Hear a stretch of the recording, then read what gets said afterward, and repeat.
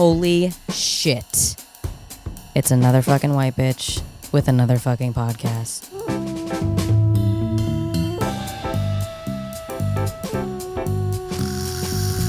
I know, guys. I know what you're thinking. Okay, I'm aware. I'm self-aware.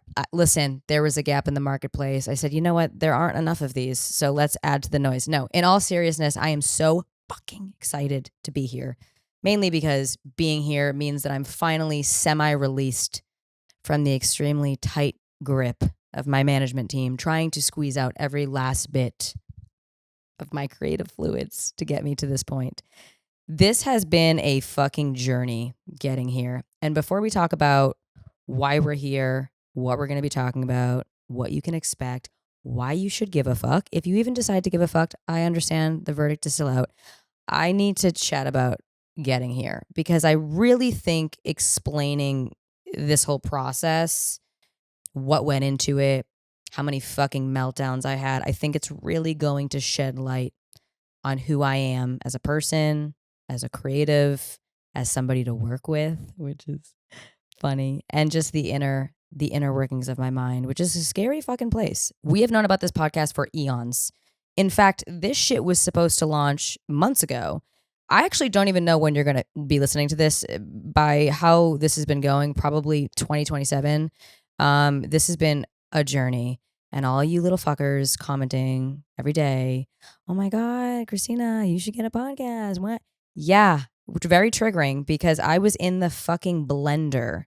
I'm actually happy that you guys have been tormenting me because it was the motivation I needed to keep going. We've known about this for a while, and I think the process of getting here is quite important to the story. So something about me is I am toxic. Period. Actually, that is the end of the episode. Thank you so much for joining. No, I am toxic when it comes to being a perfectionist. Now, hold on. This isn't like a pick me thing, okay? This isn't like when you go on a job interview. Not that I've been on one of those, but I would assume when you go, they're like, hey, what's a flaw? And you try to find a flaw that's like not really a flaw, right? Because like you don't want to like let them know you're a piece of shit. So you're like, oh, I don't know. My tits just sit so nicely and I'm such a hard worker. It's so frustrating. It's not that. That's not what I mean when I say I'm a perfectionist. I am insufferable. Like it is not fun to work with me when I am in that mode. I am married to every single detail creatively, having to do with things that I do, things that I say, anything having to do with my brand, right? Tiny fucking details that an average person wouldn't think twice about, okay? It keeps me up at night. And I will never forget, I had a conversation with somebody once about how letting shit go, which I'm trying to be better at, just like letting shit roll off my shoulder. And someone was like, yeah, like when you're on the road and there's like someone's being a dick and you're having a case of road rage, like you're pissed in the moment, but like you're not going to go home and think about it. And I was like, oh, bitch, I am. And that was the moment I knew I was different, because I was like, no. When someone's a dick to me on the road, I brew about that for like 5 to 7 business days. That is what I do with creative, okay? Like nothing, I can't let anything go. So that's how I am. And another super douchey thing about myself is that I think of everything in terms of a script, right? That's really fucking douchey. And you can thank the 10 plus years of being a failed actor and having been forced to surround myself with film snobs for that beautiful attribute that I've picked up. I think of everything in terms of a script. So a brand will be like, hey, we just need like a 2 to 3 sentence idea of what this is going to be. And I'm like, great, here's my screenplay. Oh, like, listen, I'm not writing the fucking Chronicles of Narnia, but like I'm writing 3 to 4 page scripts for everything, which is like insufferable. Like it's a douchey fucking thing to do. In fact, to put it into perspective, when normal people write journal entries, I'm not at that stage in my healing process. I don't fucking journal. But there was a very, very short stint in my life where I was like, hey, you know what? Maybe we can work on not being a piece of shit. Maybe we'll start like writing things down and then I won't want to like fucking punch everybody in the face. My first reaction Most people, when they journal, I would assume, are like, hey, let's just let it all out. Let's just write what comes out, self growth. Let's see what's on the paper. No, my first fucking thought was, if somebody breaks into my journal, I want them to be entertained. That is how committed I am to entertaining people. And that's also why I've had zero self growth in the past 10 years.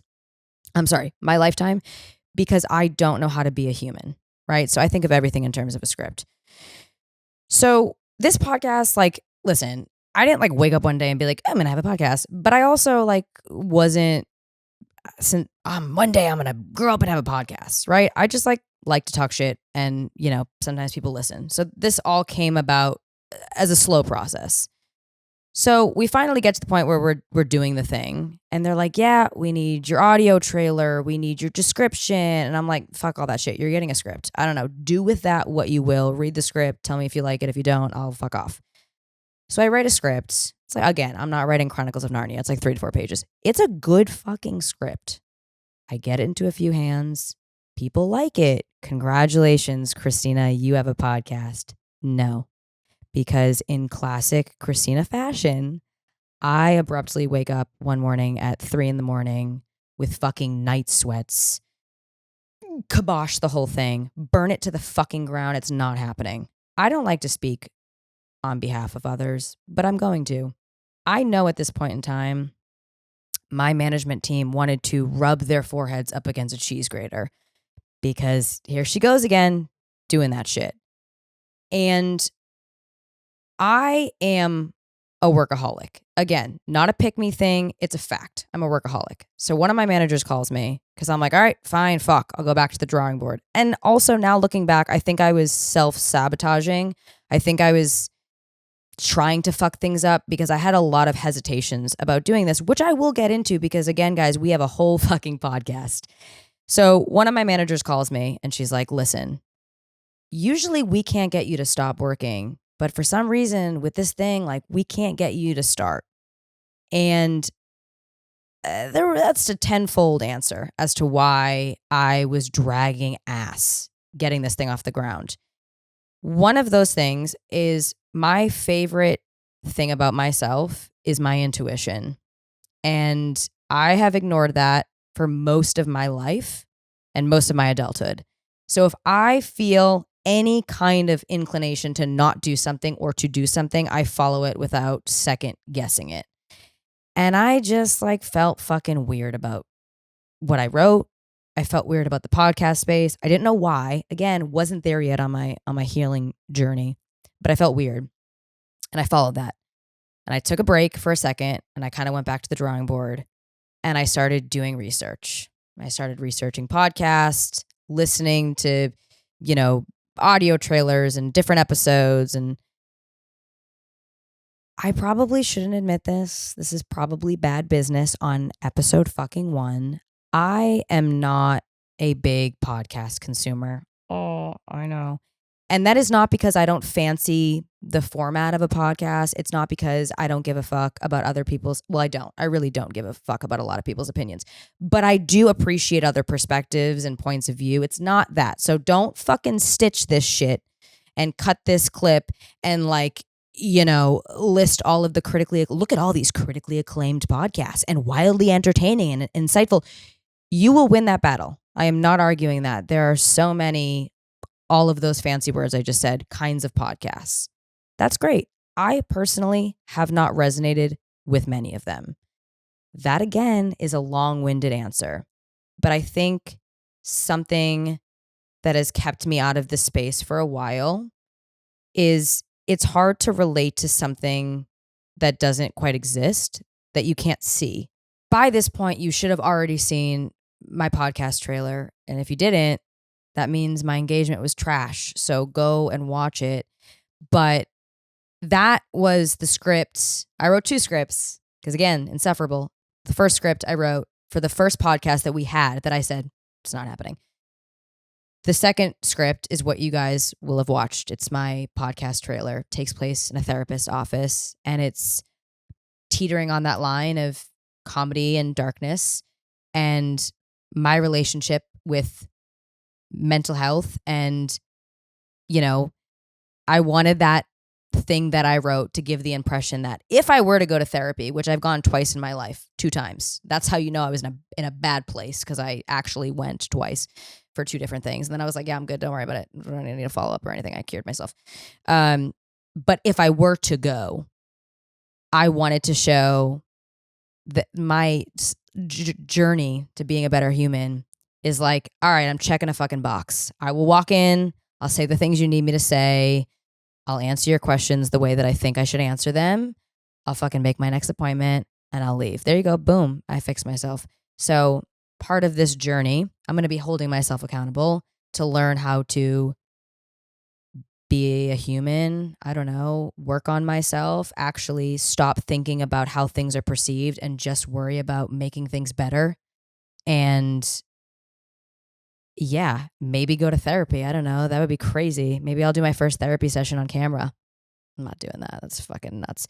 I just want to be better at holding myself accountable. I'm 30 fucking 2. At some point I need to, like, you know, be a better person for myself. Not anybody else. I don't care about anybody else, but for myself.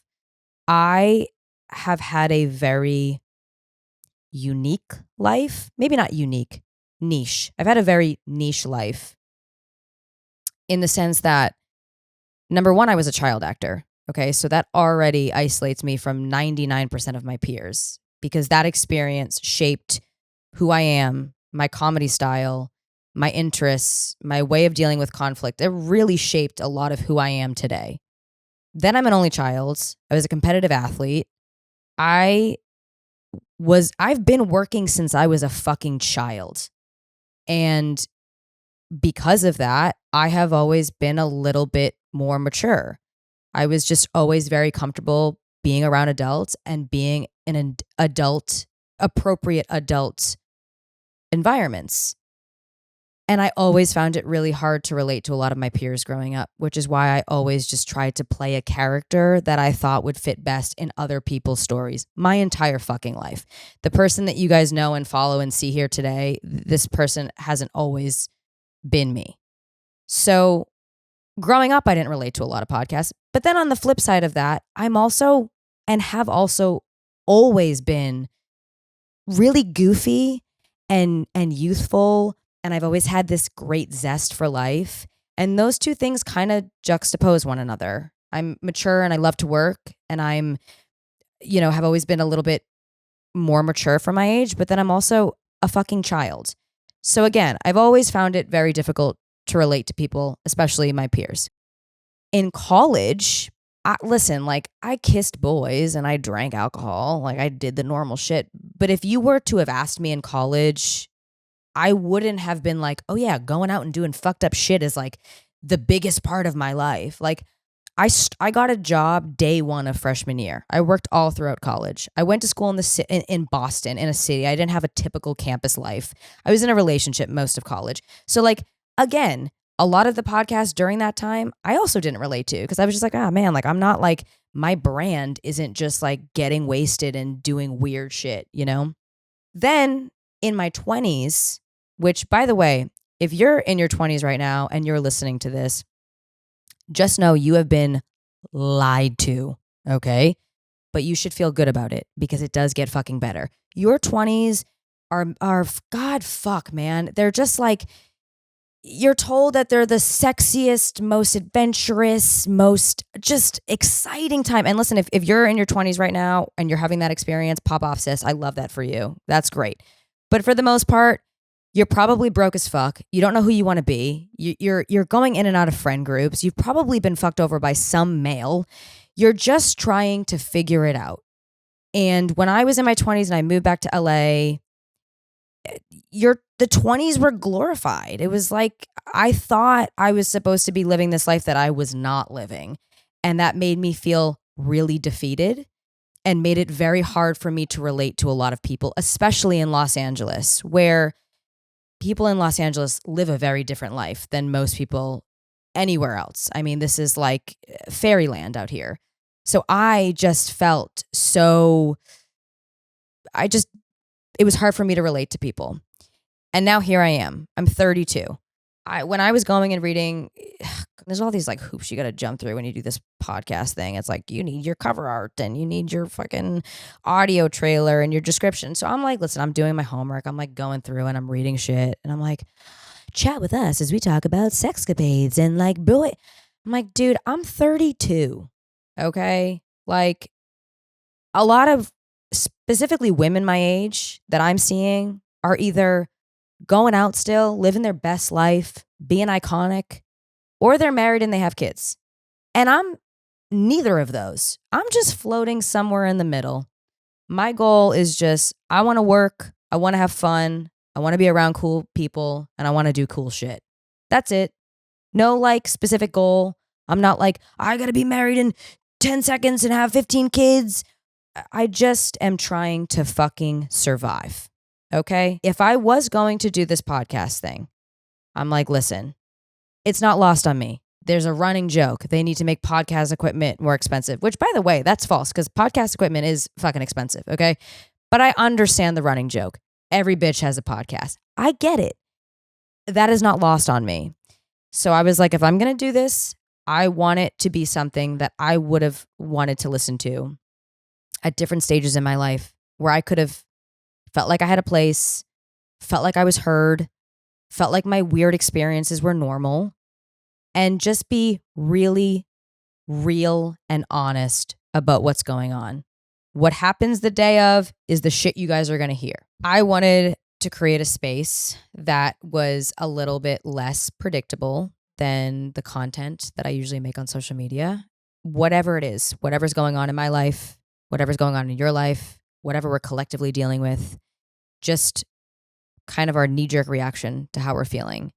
I'm going to talk about my early days being a child actor, trying to be an actor for 10 plus years, my journey into social media, friend breakups, relationship breakups, whatever's going on day to day, and kind of just how I'm feeling. And again, it's not, there isn't specifically positive or negative emotions attached to any of those things. Sometimes I talk about things and I remember the good, and sometimes I talk about things and I remember the bad.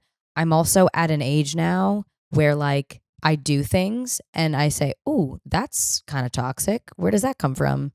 And I don't want to say self-diagnosing myself, but I talk through and walk through why I do the things I do. So some episodes we're going to be laughing our fucking asses off and I'm going to be, telling you, yeah, fuck them, whatever. And then other episodes we're going to be, it's going to be scary. We're going to be, mentally hanging on. And it's just going to be whatever the fuck is going on in that moment. So I land on Life's a Joke.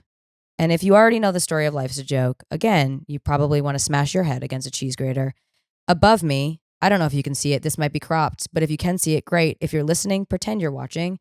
I have my dad's license plate. It says LFSAJK. It's hanging behind me because I'm a great daughter. I have LFSAJK tatted on my funny bone. Again, here we go with the branding. Life's a Joke has been an encompassing brand, business name, lifestyle that's been in my family for since I was 5, 6, 7, I don't know. It was my dad's business name growing up. A year or 2 years ago, when it was time for me to name my business, I picked Life's a Joke. Here we are. I grew up with a traditionally goofy fucking dad. Like I had Adam Sandler, Robin Williams, Jim Carrey movies playing 24/7 in my house. I watched SNL Saturday night with my family. My mother, super smart. So super funny in a more witty way. I definitely get a lot of my cynicism from my mother. She's lived a million lives and she's gone through shit that most people will never have to go through. So I had these two different kinds of comedic styles growing up, which has shaped me into who I am. And the essence of Life's a Joke is life is a fucking joke. And sometimes you laugh at life and sometimes life laughs at you and you just pray that you get to the punchline before you die. That's it. That's all we're doing here. And for me, I think if you look very closely in the tightly wound fabric that makes up comedic content, you will sometimes find a lot of darkness.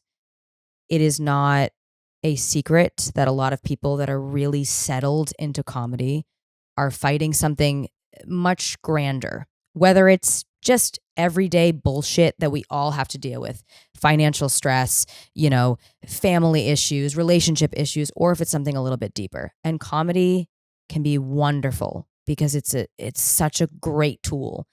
Comedy is like my knee-jerk reaction. If I feel awkward, if I'm meeting somebody for the first time, if I'm trying to relate to somebody, if I'm just trying to break the ice and make things less awkward, I use comedy. But I also use comedy when I'm sad, when I don't want to face my emotions. It's like a temporary Band-Aid. And that's a really hard line to walk. And I'm trying to learn how to walk it because sometimes I use comedy to mask my emotions. I slap the Band-Aid on and make a joke. Haha, very funny. And then 5 months down the road, I'm like, what is happening? Oh, that's right. I never dealt with that thing. I just fucking made a joke about it and thought it would go away. So on the internet, I try to show my comedic side because that's my favorite side. That's my most comfortable side. I love to be funny. But I'm not one-dimensional. And I do have other sides that I want to explore with you guys. I am very goofy and funny and humble at that. But I'm also super intuitive and intellectual, and I like to have deep conversations about the universe and weird shit. And sometimes those things don't go hand in hand, and I want a place where they can. So we're here. This is kind of what we're going to be doing. And this is something that feels right for me. It feels like something that can grow with me. And the essence is not every day is the same. Some days I can laugh shit off. Some days things happen and I'm like, fuck that. Yeah, whatever. And then other days I am barely hanging on.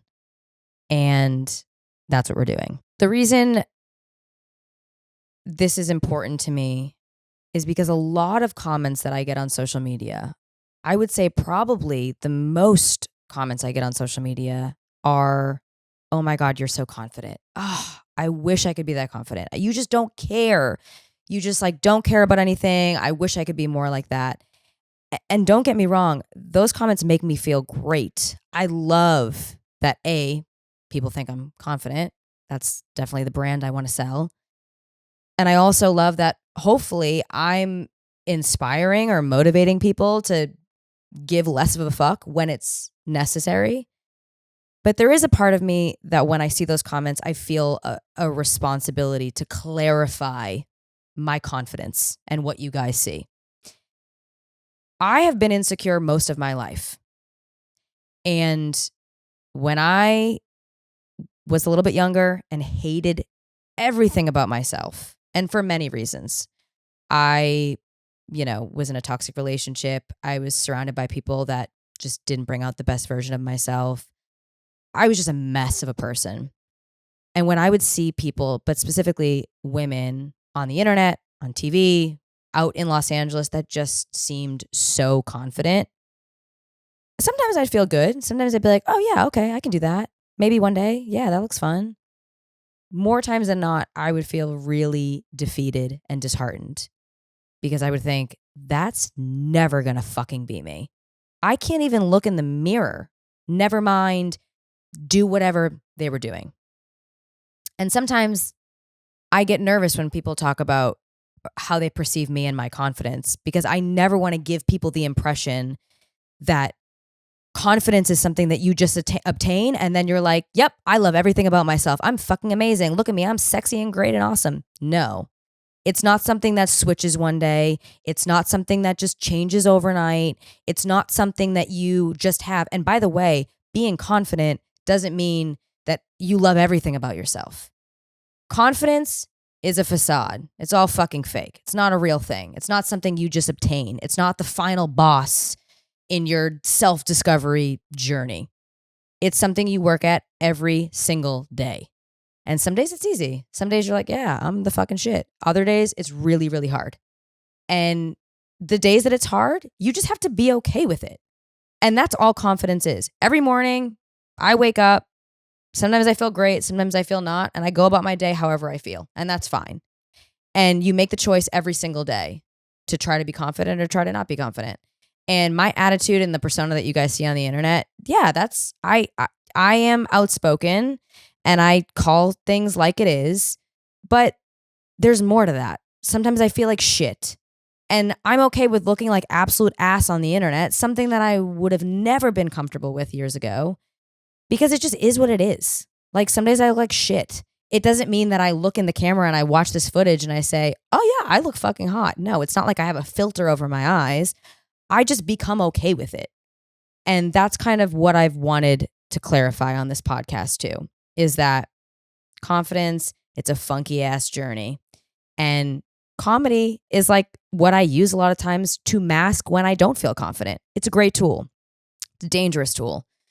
And I always say that's like one of the greater things that came out of COVID was people understanding the power of entertainment and laughter when we were stripped of everything and all we were left with were necessities. You guys were so desperate to be entertained. You all downloaded TikTok and did some cringy ass fucking dances. That's how badly you craved entertainment and humor. And it's a complex thing. And that's what I want to talk about. In other news, when you are about to launch a podcast about like, yeah, sometimes life is great and sometimes it's not. And like, you just have to like learn to laugh it off. It's funny. It's funny what happens because the universe says, okay, bet, bitch, watch this. Because this shit kept getting pushed off, mostly because of me. But other things would just go wrong. And I kept thinking, okay, this is my homework. I'm trying to learn how to deal with this and be okay. And don't get me wrong, all of the big things in my life lately, stellar, awesome, so grateful. It's been an insane journey. I'm very appreciative. But all of the like tiny little details have just been getting so royally fucked up. And now that I knew this podcast was happening, this has kind of held me accountable to change how I would react. And I challenge you guys to do that too. Some days it's super easy. Some days when your flight gets deplaned 4 times in a row and you're running on 1 hour of sleep, it's a little bit harder to be like, life's a joke. But I will say, now that I have known about this podcast, I have been able to make this mind shift of saying, okay, you know what? It's fine. Shit's going wrong. It's fine. It's going to be part of the joke. Great. I'll fucking write a podcast episode about it. It'll be fine. So I'm just kind of learning how to change my mentality and my attitude when things don't go right. I mentioned that I had a lot of reservations about this podcast. And I still do. I'm scared shitless to do this for many reasons. One, this is really vulnerable, at least when I'm just on the internet telling jokes and self-deprecating. I'm making fun of myself before other people can make fun of me. I guess that's a trauma response. I guess I've recently learned. But that's why I self-deprecate. I think that's a mechanism that I've used, that it's like, I know I'm insufferable and annoying and fucking weird. What can you say now? And this has been intimidating because now I'm like showing you other sides, and that's scary because like, what if you guys think I'm fucking weird than you already think I am, you know? When we started getting the ball rolling with this podcast, I talked about that intuition thing. Yeah, I had a really weird feeling in my stomach.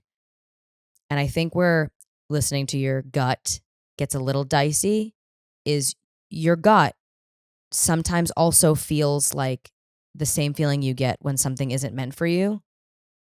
And I couldn't tell the difference. And I was like, is this feeling because this podcast is not meant for me? I'm not supposed to be doing this. Like fucking all the sirens are going off.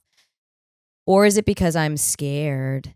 I'm scared of doing something that is new, something that like I'm really green at, that I don't know what's on the other side of. You know, social media has become predictable for me now. It was scary when I first started. And then once you start doing it, it's like, oh, this is predictable. I know how people are going to react to this.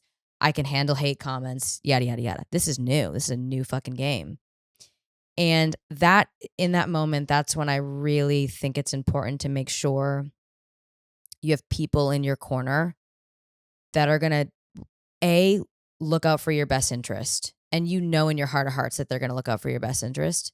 And 2, that they're going to tell you like it is. So when I had these feelings of like, oh, guys, I don't know. Like, I don't know if I'm just in my head. I don't know if this is the right thing to do. I had people be like, Christina, this is the right thing for you. And they talked me off the ledge. And that's why I think it's important to make sure not only you're listening to your gut, but that you're also surrounding yourself with people that are going to be like, hey, you're being a dumb fucking bitch. Or, yeah, you're being a dumb fucking bitch, but also this thing is for you. So here we are. Life's a joke. We're going to be doing this shit every Thursday. I'm exhausted. You can listen all places that you can get podcasts. And I'm Christina Kirkman. So you can find me on social media or not. You don't have to. No pressure. And then all of our tags, we have socials. Yeah, they're in the bio somewhere. I don't know. I'm not going to be the one writing it. So somebody else will write it for you and you can find it. And I love you guys. And I'm excited to be here. And yeah, let's have fun. Okay. I don't know how to end these things. Do you just say bye? Bye. Bye, camera 1 and camera 2. See you on Thursday.